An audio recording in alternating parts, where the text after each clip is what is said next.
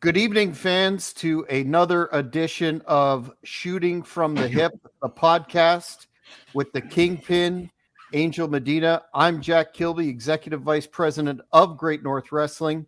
Tonight, we're doing the very first episode of What If, which asked the question, what if certain events in wrestling history went another direction? And tonight, we are very pleased to have a man who is a absolute true legend in professional wrestling and Olympic weightlifting, Mr. KEN PATERA. Ken, welcome and thank you for coming on tonight, sir. Yes, sir.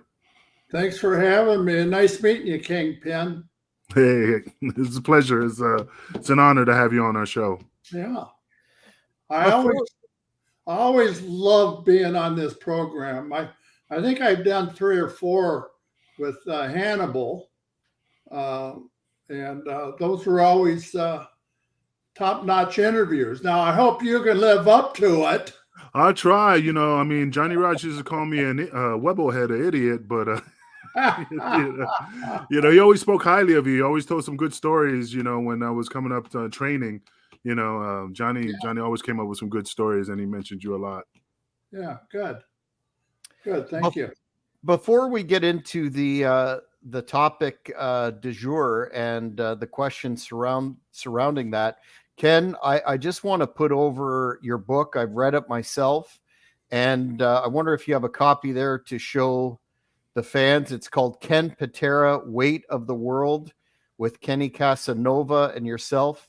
And what an excellent read. Do you have any insights as to your process writing the book, but more importantly, where the fans can pick up a copy, which we highly recommend?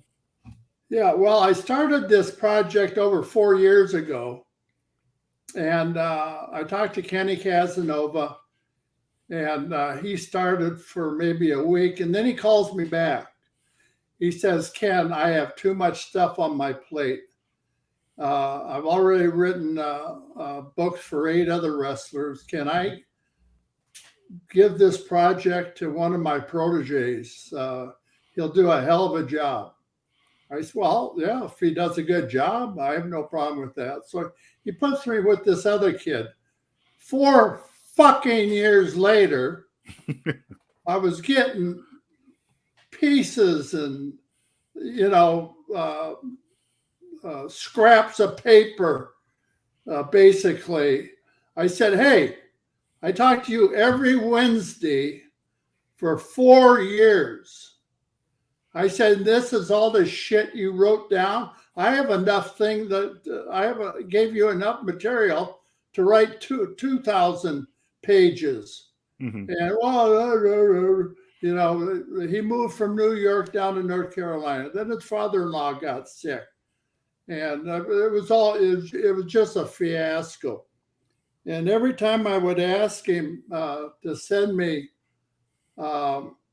outlines in the mail, so I could have them personally, I'd get 10 pages. I'd get, 30 pages. I would get nothing for 6 months. And I'd ask him every fucking week. The guy was driving me nuts. So after 4 years, his name was George. I said, George, if you don't wrap this fucking project up by the end of the year, and here it was like October, I'm going to pull the plug on you. Oh, well, yeah, no, don't do that. I got it all right here. I said, bullshit. So I called Kenny Casanova. He's the one that hired this guy. And I told Kenny, I said, hey, I've had it up to here with this George. I said, he's not giving me the information that I require. I said, I want you to take this book project over and finish it, by the end of the year. Now it's like the middle of November. Mm. And so he, of this past year. And so he took it over and finished it up. And then he finally he got all the notes from that George and sent me what he had and everything in a book form. And so I went through it. I had to make 40 changes, just, throwing shit out. And I think that was partly my fault. I gave the guy, a lot of leeway on how to write. I said, I wanted this thing scripted. I didn't want, dates and times and opponents and, just like a history book. I was a history major. I have a secondary degree in history from Brigham Young University. So I know my history. But this guy drove me batshit crazy. And so anyway, Kenny took it over and got it done.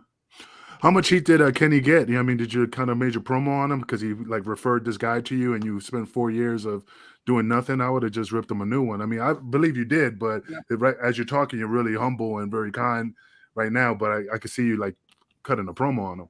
Well, I did cut a promo on him. I really cut a promo on that fucking George and got him out of my life, thankfully.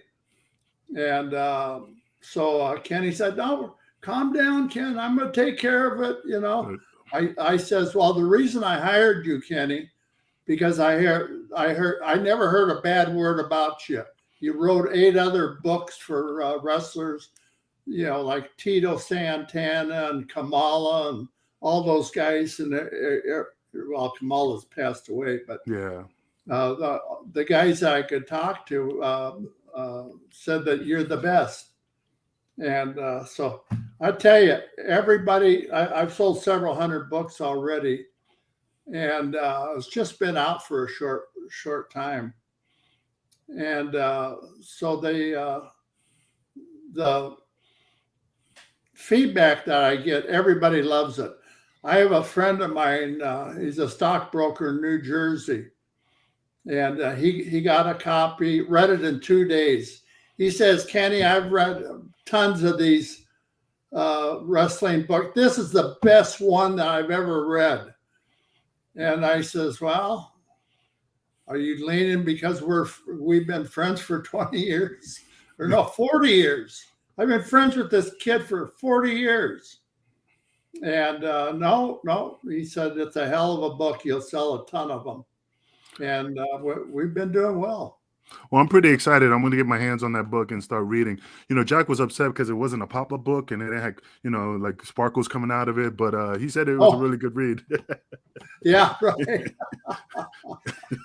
Speaking of selling and getting hands on it, where can the fans get the book aside from the obvious sources? I think it's available on Amazon, etc. Yeah, that and about 8 or 9 websites. Ric Flair's website. Rick wrote the foreword to it. He did a hell of a job. Mm-hmm. A lot of people don't realize Rick and I lived together for almost 2 years before we started in wrestling. And that's when I was trained for the World Championships, the National Championships, the Pan American Games, the Olympic Games, everything. People say, "How in the hell did you get anything done with living with Ric Flair?" I said it wasn't the easiest job in the world.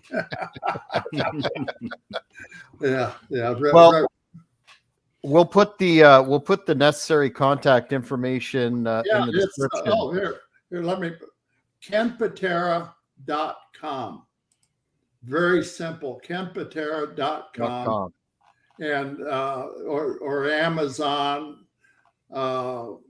If you send it to Amazon, I don't get the percentage that I would if you order direct. And my daughter, she handles all the shipping. She has another business, and she's dealt with Amazon for, God, I don't know, 10, 12 years now. So she knows how to, ship all that stuff. And absolutely, you'll get it. We want to give you the payday. Amazon don't need the payday. What they do in this business, they don't deserve a payday. So, whoever they ever beat, Are they worth $1 trillion yet? I think they were at one time. Pretty much. Yeah. Well, the topic today, Ken, is again, in this alternate universe where Vince Sr. never sold Titan Sports to Vince Jr., how do you think the landscape of professional wrestling would be different today, in terms of, do you think that the territory system would have thrived, or would there have been some other form of hybrid, or was it even inevitable? Oh, it was inevitable because Vince's grandfather started the WWF Federation out on well, first they started in Queens, New York. And then they had Manhattan, Madison Square Garden. They had White Plains, New York, and a couple others. What's the city or the out there in the by the big bridge there? Brooklyn Bridge. Yeah, well, and then they had Brooklyn and Staten Island. I was thinking of. They had Staten Island, so they had 5 or 6, but they were all right there in the New York area, you know. And so he was doing box office business. Well, his son, Vince's father, was getting ready to take over. And that was in the late 30s or early 40s. So he ran it and did very well. But while he was running it, he got in with the new garden. The Madison Square Garden that's there now is like the 4th Madison Square Garden. All the rest have been torn down. So anyway, he was talked to the management over there at Madison Square Garden, and they were thinking about doing a cable TV network out of the Garden and out of the Spectrum down in Philadelphia. And so the guy that owned the Garden at that time, I think he's still alive. I can't remember his name. But anyway, he didn't want to do it, so Vince did it. Vince's father, the guy that hired me originally back in 1976. So he went ahead and did it. And so when he passed away, Vince took over, the Vince that runs it now, he took over, like 84, I believe it was. So anyway, it was kind of all in the family, you know, just kept revolving and getting bigger and bigger and bigger. And so anyway, what the hell was there? Where was I going with this? So anyway, but Vince, he gets at Madison Square Garden cable. He gets 5% of every event that goes on in the Garden. I think even to this day, unless they canceled it. And that means circus,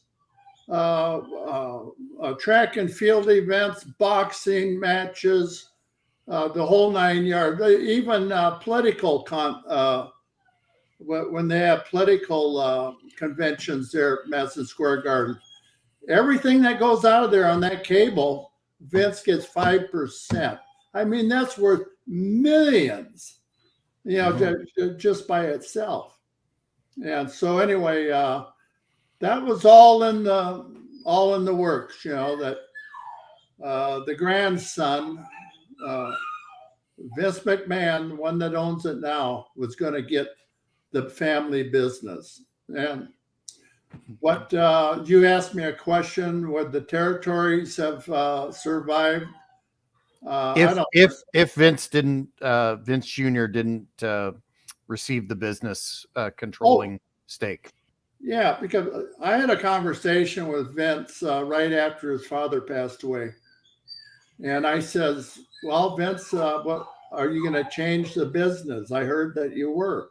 he says, yeah, I'm going to make it like Hollywood. You know, Hollywood is where, you know, it's entertainment. It's no longer about wrestling. It's bigger than wrestling. And I said, oh, it's okay. And so he starts bringing all these characters in. And here, just my dog's. Shut up, Maya. There's a lot of run-ins on the Hannibal TV with dogs, so that's all good. Yeah. It's fine. Yeah. Yeah. Well, this is my daughter's dog, actually. She just over here in my side of the house whining. Can I take a minute and let her out? Yeah, go ahead. Do what you gotta do. Go ahead. She's driving me nuts. All good. While we wait for him, we'll talk about that gray in your beard. You know what's sponsored by Just for Men. If you are looking for any You mean both our beards? Hey, I keep yeah. Yeah. That's why I keep it trim. Rejected. I like the wise old satyr look with the gray in the beard. No, just curiosity, seriously. Do you think, like, when people do their beard and their hair and, you know, I mean, maybe their chest, do you think they do their groin? Well, we're not sponsored by Manscaped, so I maybe. But if you try to keep it all in one, the carpet has to uniform, match the drapes. You mean? yeah, you That's keep for it the gimmick uniform, there? you know. Yeah, I would guess that they, for consistency's sake, they probably should, but don't. I'm gonna pick somebody. What do you think, Seymour Butts? Do you think the carpets match drapes when people dye their hair? You know, do their pits and all that stuff. Hey, that would be an appropriate person to ask, considering his legacy of adult films in the 80s. Yeah, The Seymour Butts films. Seymour Butts. So how's the puppy? Good. Well, she's a little pit bull terrier, and she's just a cute dog. You know, typical, 45, 50 pounder. Gotcha. Want her to fly. She's the nicest dog I've ever been around. That's cool. I've had black lab. I've had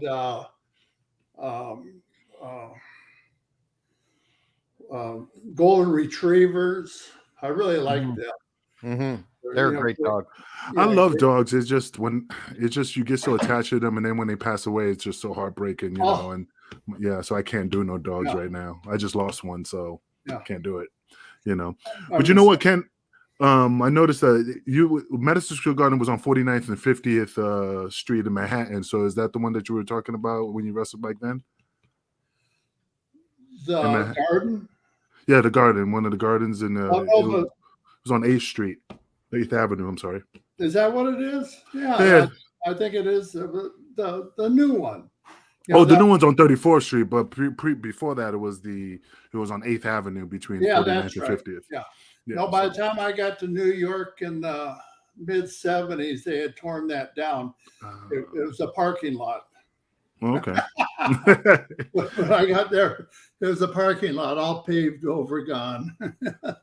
But before you left, Ken, you were talking about a conversation you had with Vince Jr. that he was going to take the business into the Hollywood realm. Could you continue that? Because I think it's salient to the discussion about what if.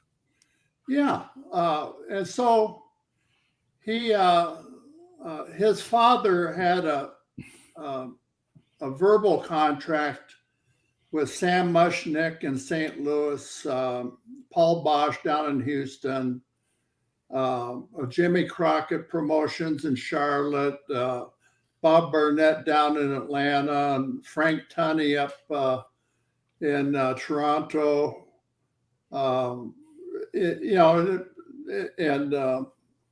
the guys out there in LA, Roy Shires up in San Francisco. Anyway, he had verbal understanding with these guys. They wouldn't come into the New York territory, and he wouldn't go into their territory. So, just to keep everything above board. Well, Junior, the guy that runs it now, in '84, he said, "Fuck that bullshit."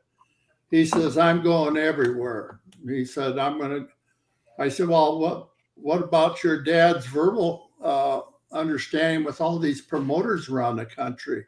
He said, "Fuck them. I'm going to take over." Really? And I said, "You're going to have a pretty tough time down in Florida with Eddie Graham, Vern Gagne up in Minnesota, Paul Bosch in Houston, especially Sam Mushnick in St. Louis. I don't give a shit. I'm taking over." Well, he took over. What he did, like when he took Minneapolis, I was working for Vern Gagne up in Minneapolis. He's the guy that gave me my start in pro wrestling back in '72. Well, actually, it was '73, January '73. And so he came out here. I live in Minnesota now. So he comes out here to talk to Vern Gagne. Well, Vern Gagne's headliners, Ken Patera, Hulk Hogan, and Jesse Ventura. And so I had talked to him about a month before he flew out here. I didn't know he was coming out here to talk to Vern. So I had already had an agreement with Vince to go back to the WWF when I was finished up here in a couple months. And that I had already worked the WWF territory twice on two different occasions. So anyway, he talks to Hulk Hogan about coming to the WWF.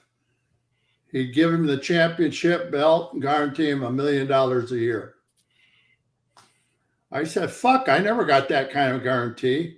I got a slap on the back. Good old Ken, And so anyway, Hogan talked to me 2 or 3 weeks after that. And I said, "Hulk, I heard that McMahon was in town talking to you. What was that conversation like?" And Hulk told me straight out. I said, "Well, fuck, you're not going to pass that up, are you?" And he says, "Well, I don't know." He says, "Right now, my allegiance is to the AWA and Vern Gagne." Well, Vern got so fucking demanding and about the payoffs and stuff. And we were all making, the top guys out here at that time, we were all making between 120 and 150,000 a year. And back in the 70s and 80s, that was great money. So anyway, but it doesn't match $1 million a year. Oh, no. And so Vince had been putting together all his TV stuff with CBS, NBC, all the other stuff. You guys remember, oh God, what was his name? I think he worked for NBC, Dick Ebersol. Yeah. Yes. Yeah. Well, Vince hired Dick Ebersol to put all the TV stuff together. And boom, the place just went crazy. And so anyway, Vince was, completely enamored with running the whole country, having everybody bow at his feet. And that's the type of kid he was. I used to go up and down the Eastern Seaboard with Vince. I drink beer and he'd smoke his marijuana, and we were actually pretty good friends. He was the boss. I was the guy that wrestled for him, but I was the top heel, and So anyway, one thing leads to another. He got out of control. You know, he didn't want any friends, and maybe Pat Patterson, Arnold Skolin, Arnie Skolin, yeah, all those guys. Gorilla Monsoon, and Johnny used to say, like he used to always tell me, like, I don't know what the hell Arnold Skolin has on Vince, because all that, through the years, he's always sitting there playing cards, didn't really do much, but I don't know what the hell he always had on him, because he was never let go, it was always. Well, his relationship with Arnie Skolin went way back to the early 60s, late 60s, when Skolin was a worker. Mm-hmm. Skolin was a wrestler. Yeah. And so one thing leads to another. He got Gorilla Monsoon in the office. Skolin did. Mm-hmm. And then Vince Sr., he really liked him, really loved Arnie. He put Arnie in charge of all the money, that would come in from the shows every night. That was Skolin's job. And plus, Skolin was a tough son of a bitch. He was a little guy, but he was tough. He was like the Mad Dog Vachon tough, and plus he was a Norwegian. Mm-hmm. I mean, if you want to look at somebody at a little country that fucked up this country, fucked up this world, it was the Norwegians. Oh, I can't say that. I'm half Norwegian. Yeah. And don't get me wrong. Arnold Skolin, I'm not downplaying what he did. It's just every story Johnny said, I walked to the office, they're playing cards. I walked to this way, they're playing cards. So every story was they were playing cards. So that's why I was always like, what the hell did he have on it? He was always playing cards. Yeah, he was playing cards. His favorite guy to play cards with was Andre. Oh, cribbage, yeah. Yeah. And I played cards with Skolin and Andre, and another guy that liked to play cards was Gorilla Monsoon. He loved playing cards, but he'd always deal off the bottom of the deck. And I knew that. I caught him every time I played cards with Gorilla. He'd be dealing off the bottom. I said, Monsoon, especially when we're playing cribbage, so anyway, all those guys, that was a real fun time, though. Back in those days, but when I first started was in the end of 76. And my first match in Madison Square Garden was in January of 77. I wrestled Bruno. And that was the start of our, people say, well, how many times did you actually wrestle Bruno? I said, well, I wrestled him 3 times in every major building. There's 8 or 9 major buildings, all the way from Madison Square Garden to Boston Garden, Big Lou over in Pittsburgh, the Spectrum down in Philly, the big building down in Washington, Baltimore, Boston Garden. I mean, even the Nassau Coliseum out on Long Island. I mean, so I probably 30, 40 times. Really? I said, yeah, really. Why? Is that? So somebody asked me how often I wrestled Andre. And fortunately, Andre was sitting at the table with me when I was asked that question. I said, well, over 400 times. I said, Andre, how many times do you think we've wrestled? He said, well, single matches, 4-man tags, 6-man tags, 8-man tags, battle royals, over 600 times. Jeez. I said, really? He says, yes, really, boss. He called everybody boss. And, he was a real class act. And, Yeah, go ahead. Sorry. So I just wanted to ask you, Ken, if Vince never purchased the organization, Vince Jr., what do you think the wrestling product would have looked like moving forward? Do you see that incredible national expansion from, say, Vern or maybe Texas, or how do you see the product looking, at least for the 80s and 90s? And would we have more options today for people to work? Well, you have a lot more options. Jimmy Crockett Promotions out of Charlotte and Vern Gagne tried to team up against Vince, and in the New York area and Chicago and all over. That didn't last more than a couple months. And they started bickering about the money and, whose stars were going to be on top and all kinds of bullshit. And, but then you had Bill Watts down in Texas and Louisiana, Oklahoma, all through that area. He was a hell of a promoter. And I guess he teamed up with Fritz von Erich and Paul Bosch and those guys. So that they would have completely, if Vince hadn't done what he did. That's the question, right?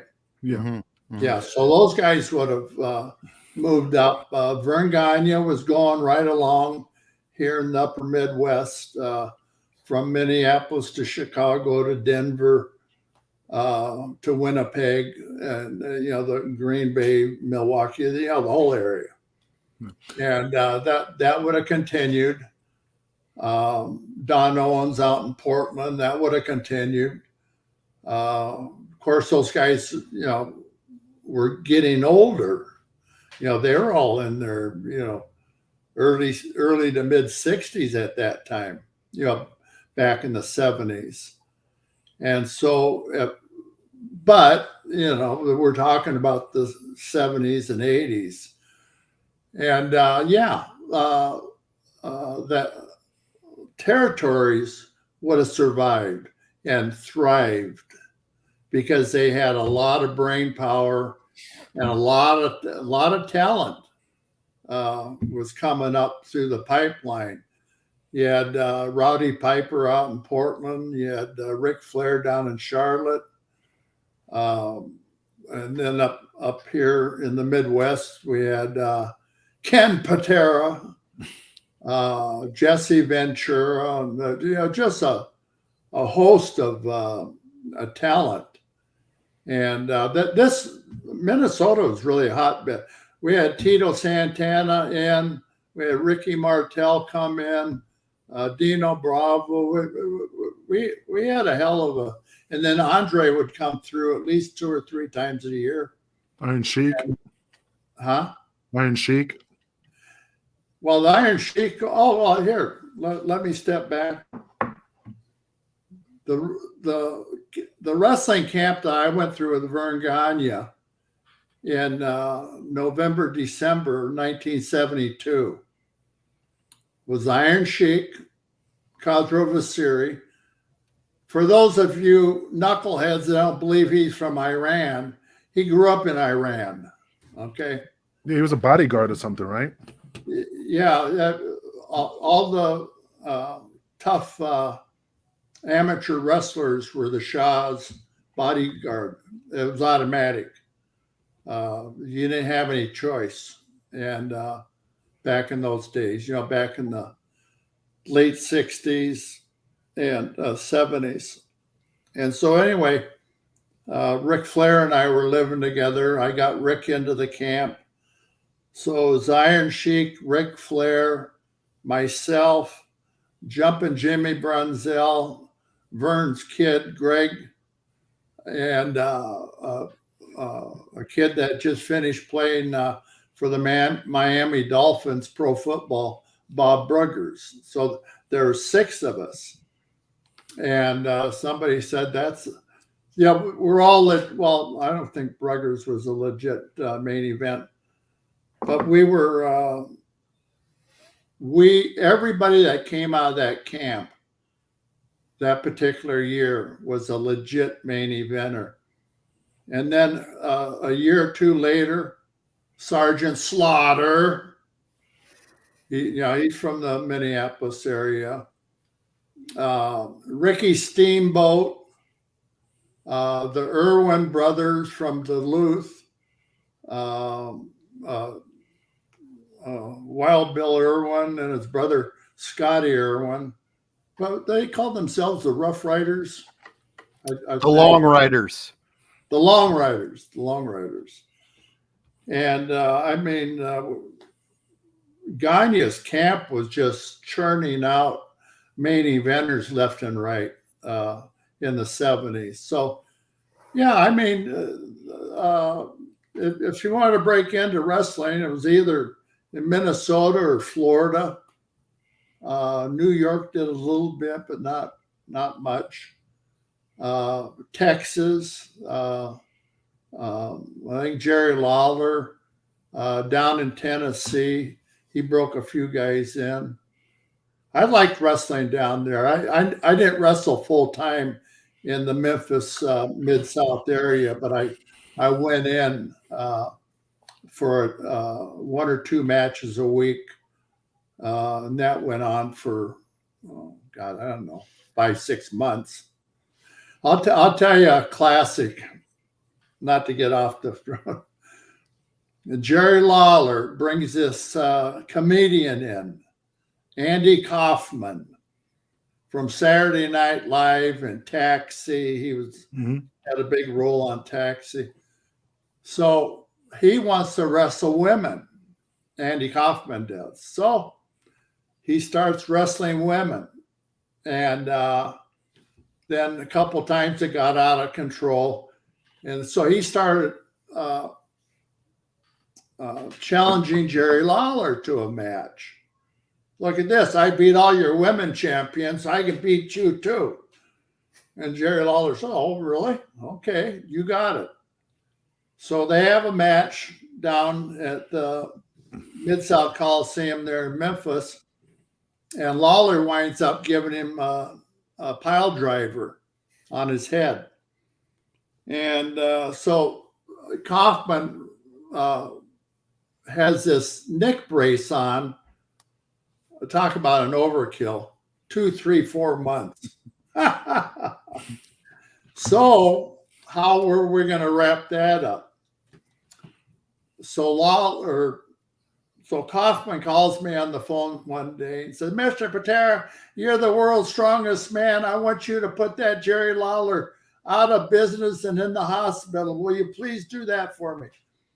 I says, well, because I had worked with Lawler 3 or 4 times prior to that. And I said, yeah. So I fly down. So anyway, they build it and build it and build it, for 2, 3, 4 months. We had this big match in Rupp Arena. And that's up in, oh God, where's Rupp Arena at? St. Kentucky. 19,000 people. So we go in there. It's my manager down there was Jimmy Hart, Mouth of the South, Jimmy Hart. And my tag team partner is Andy Kaufman, the famous comedian from Saturday Night Live, and me. So the 3 of us are going to challenge Jerry Lawler. We're going to get revenge on Jerry Lawler for what he did to Andy Kaufman. So here we're in Lexington, Kentucky, is where Rupp Arena is. So as the match starts, Kaufman's running around. He's got long underwear on. He's got these goofy baggy shorts on and a tank top. And his tennis shoes that he had on were different colors. I said, oh my God, am I really doing this? So now you have to understand, I'm supposed to cripple Jerry Lawler, put him in the hospital, put him out of wrestling. And Kaufman was going to pay me $10,000 for doing all that. Now, this is if memory serves me, 1983, 1984. Mm-hmm. I know because I was still wrestling here in the AWA. You know, full time. I was doing Mid-South down there in Memphis part time. So this was so hilarious. Now, the three of us, you know what the outcome is. Lawler can't beat, you know, all three of us. Yeah. Surely. The odds are against it. Well, he beats all three of us in Rupp Arena. And to the amazement of myself and Jimmy Hart and Kaufman and the 19,500 people that were in the building, you know, anyway, that was a big blow off. And 19,500 people for that match. Yeah, it was crazy. Of course, the Boogie Woogie man, Jamie Valiant, he was on the card too. Yeah, Rupp Arena was in Lexington, Kentucky. Is that correct? What's that? Lexington, Kentucky. That was where Rupp Arena was at? Yeah. Okay. Right. Yeah. I looked it up. I'm not that smart. I have to Google everything. But yeah. So sometimes I get talking, then I'll forget where buildings are supposed to be and what city. You know, it's only been 50 fucking years. You know, what the hell? I'm 80 years old now. You know, I'm talking about a bad memory. But you know, it's funny. Do you think that Vince Sr., I mean, he died of pancreatic cancer. It was inevitable that Junior was going to get the company. But if Vince was healthy, or if he did sell the company to his son, that he would have had a little bit of a chokehold, like, hey, you can't do that. You can't. Like, how much respect did he had for his father? I know he had respect, but you know, like, but if his father was around, he's like, my dad's going to rip me a new one. I wouldn't be able to get this passed. Yeah, that's perfectly the way you ought to think about it, because he tried doing shit all the time, and his dad put the kibosh on it. He did some stuff in the Boston area and up in the Connecticut area around New Haven. I don't know all the details, so I'm not going to get too far into the weeds. But yeah, the old man had to bail his ass out. 20 times, I bet. And a couple of those times he got in with some gangsters, and you know, they were going to do this or that, you know, give him a pair of concrete boots if he didn't pay up his debt. So his dad had to anyway, that's enough. Because like I said, I don't know all the details. Yeah. So his dad would have definitely put a kibosh on a lot of stuff that he had. Oh, yeah. Yeah. And I think by let's see, he took over in 84. His dad passed away in 84. Yeah, in 84. And I think by about 86, 87, his dad would have had a lot more say-so and kind of slowed things down and prevented a lot of the bullshit that was actually going on.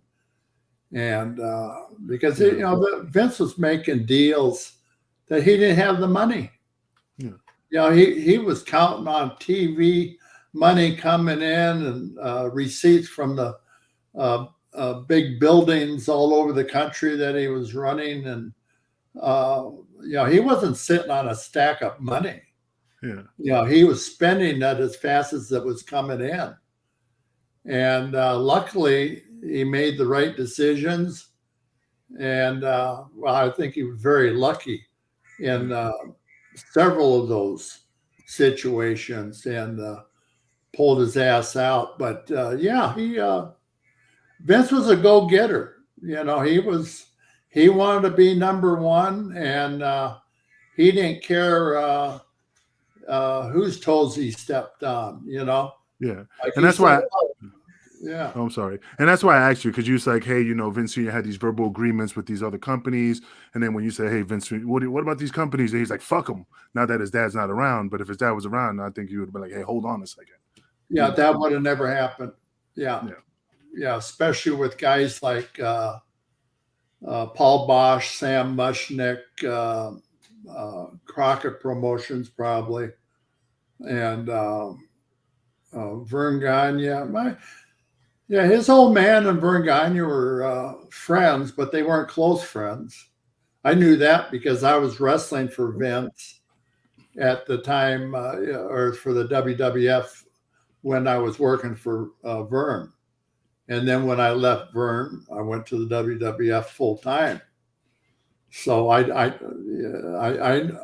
kind of know the relationship that a lot of these guys had with Vince's dad, and so but shit happens, The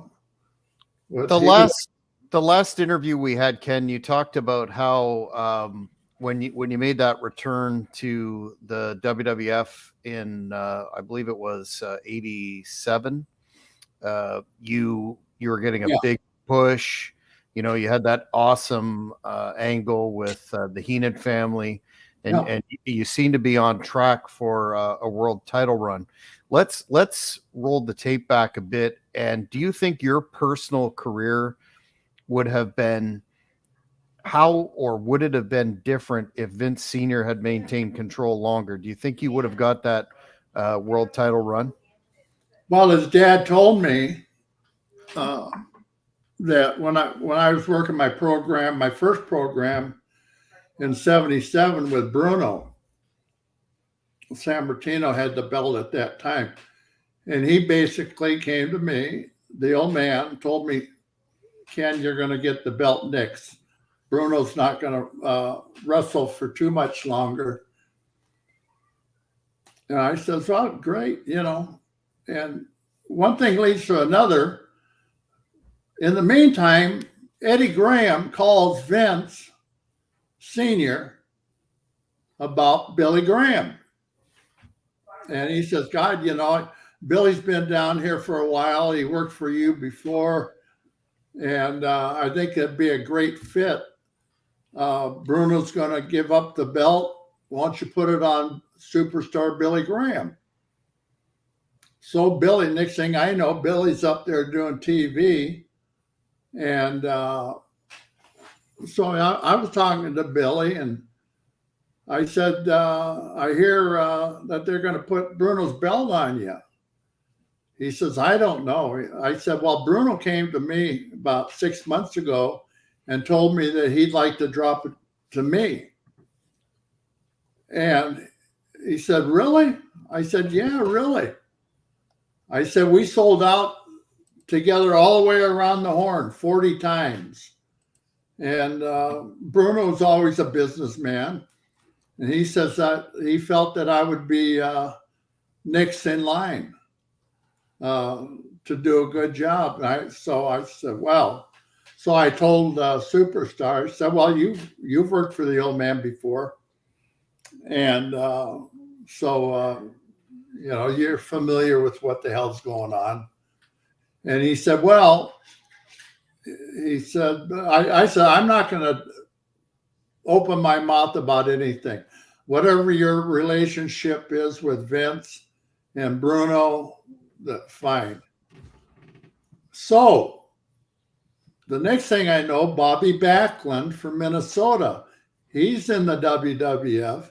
He's not working. He's just doing TV every 3 weeks. He come in and do TV. So in the meantime, Bruno drops the belt to Superstar. So I'm sitting over in the corner with my thumb up my ass. I said, what the fuck is going on here? The old man wants to put the belt on me. Bruno has basically promised me the belt. And, but, like the old man came to me, he says, Ken, I know you're upset, but you have to realize this is politics. It's all politics. I promised Eddie Graham down in Florida over a year ago that, we could work something out with whoever he picked. And I said, well, Superstar hasn't been down there, for a year. No, but when Superstar came in, Eddie, first thing he did was call me. And then I hired you to come in. And I said, okay. So Bobby Backlund's doing TV every 3 weeks for one solid year. 52 TVs. No, it's more than that because the TV was every 3 weeks. So let's say 60 TVs. Vince calls me like 2 o'clock in the morning at the hotel I always stayed at up there in New York. He says, Ken, I hate to be calling you. He said, do you have time to talk? I said, yeah. He says, well, he said, Bobby Backlund, as you know, we've had him on TV every 3 weeks for a year now. There's a little town down in southern Jersey, Wildwood, New Jersey. Oh, yeah. During the year they have 4,000 population, but during the summer it swells to 50,000 people. And they built a brand new convention center down there.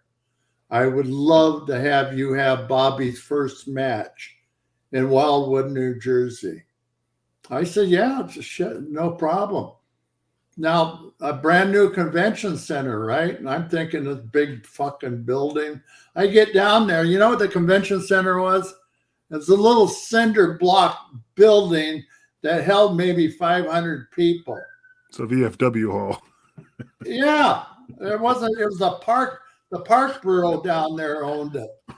And oh God, it was like 120 degrees in there. It was a cinder block building. Had to be 120 degrees in the fucking thing. Just, maybe 100, 200 feet off the beach. And it was over 100 degrees outside that day. It was unusually hot weather. So anyway, I had this match with Bobby. After the match, we go back to the locker room. The locker room was maybe 10 by 12. And there's 10 guys in there. No water. They hadn't fixed the water yet. And so anyway, Bobby comes over to me and says, Kenny, how'd you like the match? It was good, wasn't it? Now, this is his first official WWF match. I said, Bobby, I've had easier street fights. What? I said, yes. I said, you overran everything that I tried to do with you. And I said, you got to slow down about half. And I said, when I call something, I want you to do it. Don't do what I call you and then automatically go into doing what you're doing, because then I don't know what the fuck you're doing. And he said, but I said, other than that, Bobby, it was a great fucking match. I mean, we turned there was only, it sat 500, but there's about there might have been 1,000 people slammed in there. I mean, it was suffocating.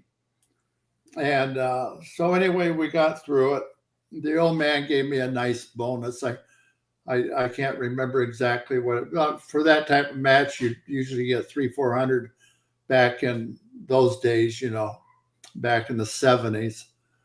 And I think he gave me $1,000 for doing that for him. And so, I'm more Black Russians for me. But anyway, yeah, so that's how it all got started. And then I wrestled Bobby, and during the summertime, I worked with him 5 or 6 other times, and we were sold out I was hotter than a pistol. Very rarely would I go into a town, big or small, that wasn't sold out. There were a few times we, had buildings that weren't completely sold out, but for the most part, and I was making a ton of money. And like I say, I was expecting to get the belt, but it went bye-bye. Yeah, I mean, on YouTube, I've seen a lot of your matches. Like Bruiser Brody.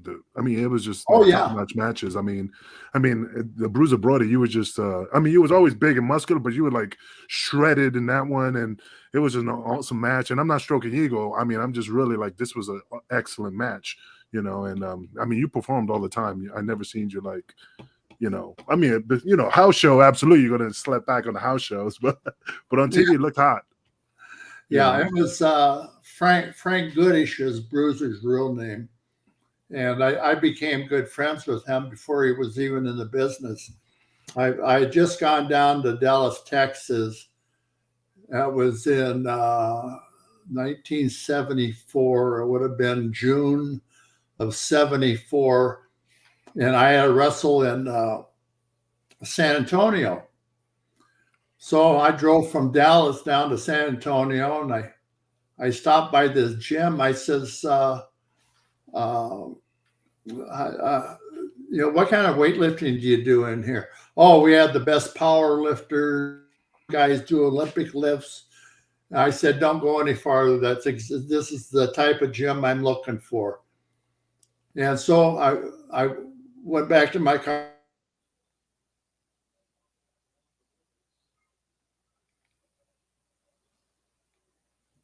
We got frozen. Who come back? Ken's frozen. We may have to expand this into a second hour because we've pretty much burned through this one, and there's much more to cover, I think. No, absolutely.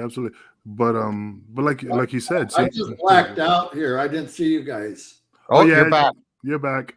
Yeah, I black out, but that's from drinking, but that's a different story. Okay. Me too. So anyway, I'm in this musclehead gym down in San Antonio, Texas. That's where Brody was originally from. And so anyway, I got to know Frank, and Frank says that he was thinking about breaking into the wrestling business. I said, well, what are you doing now? He says, well, I'm a script writer for the newspaper here, the sports department. I said, really? He says, yeah, I just graduated from West Texas State. And so he was a reporter and a writer. And you look at this guy, you wouldn't think that. He's 6'5", 310 pounds at the time. And so anyway, I said, well, I'll keep an eye out for you. So a couple of weeks later, he's in the wrestling office in Dallas. And Fritz von Erich asked me if Frank could ride with me around the circuit. Fort Worth, Dallas, San Antonio, Corpus Christi, Houston, and Fort Hood, Killeen, Texas. And so we jump in the car and away we go, and we hit it off, and really a nice guy. And he's a bright guy. He wasn't a fucking moron. I ran into a few of those in the wrestling business, but I'm not going to hurt anybody's feelings. I think the guys I didn't get along with, I think they're all dead anyway. I'm talking 50 years ago. Ken, we've really burned through our hour here. We might have to do a part 2 on this one because I feel like we've just started to get into it. But just as a final thought or synopsis, and let's plug the book. KenPatera.com is all you need. KenPatera.com. Weight of the World.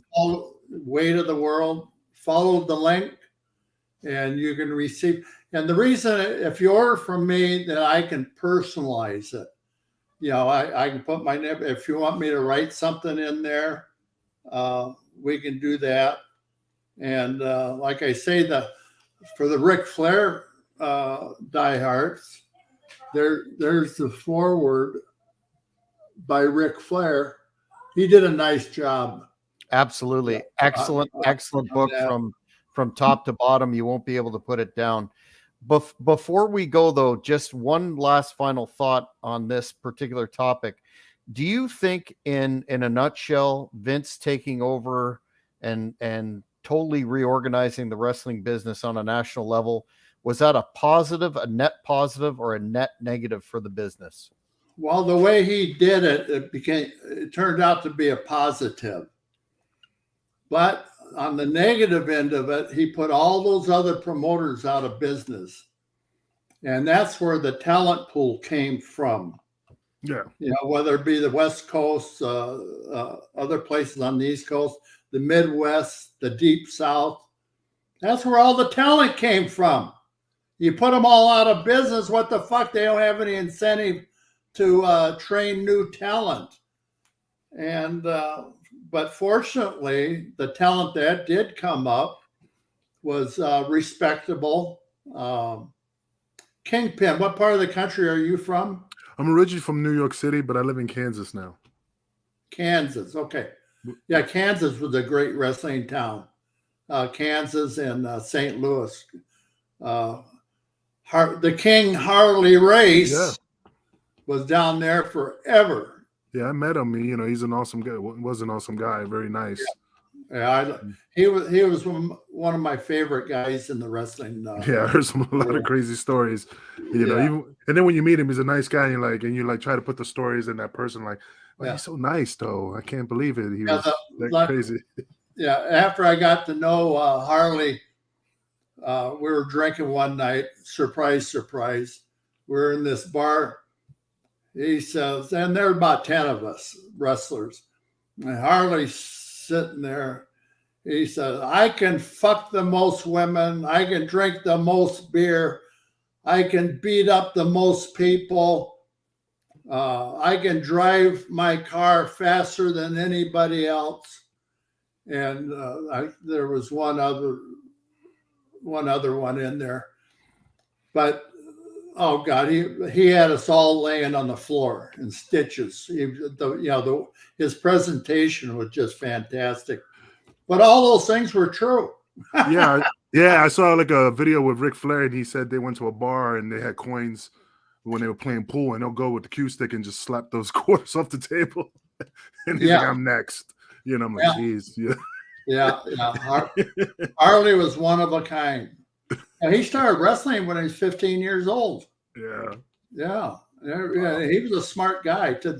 In the wrestling business, he was a hell of a booker and world champion and the whole 9 yards. Yeah.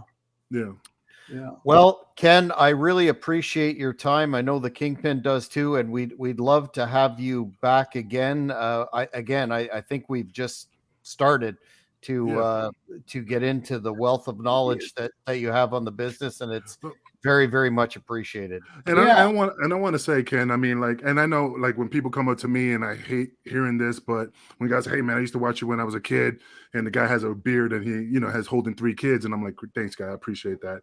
I used to get hot, but if it wasn't for you to pave the path for me, because like I said, my dad died when I was 14. I didn't have nothing, and all I had was wrestling, and that's what made me watch you guys, and that's what gave me to move forward to become a pro wrestler and become some type of celebrity. Not compared to you, but I had some type of name, and if it wasn't for you, I wouldn't be here.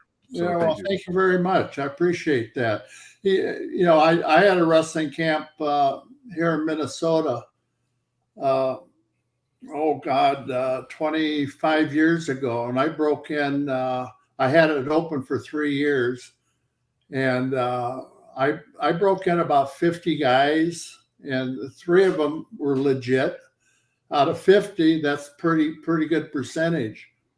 And I ran 30 to 40 shows a year for 4 years, and I used to run the big casinos, the big Indian casinos, and colleges and everything all over the Midwest, Minnesota, North and South Dakota, Wisconsin, Iowa.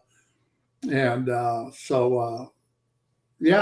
enjoyed it. But then, after 4 or 5 years, it just got old. And then I went and got a real job. I worked up until 4 years ago. Yeah. So Oh, that's awesome. What was your profession? I was an outdoor salesman for a heavy equipment company, road builders and construction, and everybody I called on, I had almost 600 customers when I retired, and I knew them all by name. I knew if they were married, divorced, or fucking around on their wives, and their kids. I mean, everything. It was like one big happy family. Everybody I called on knew who KEN PATERA was. That was due to professional wrestling and to a certain extent weightlifting, because a lot of those guys remember seeing me in the 72 Olympic Games. Yeah, we have to do this again. No, Yes, absolutely. There's a lot of knowledge. We definitely want to pick your brain, so definitely we need to do a part 2. We will definitely do that in the future. In the meantime, thanks very much, sir, for your time. You bet. Thanks. Nice meeting you again, KingPin. And Jack, you behave yourself. I'll try my best, but not making any promises. Okay, that sounds good. Take care. Thanks, guys. Thanks again, fans. Thank you. You bet.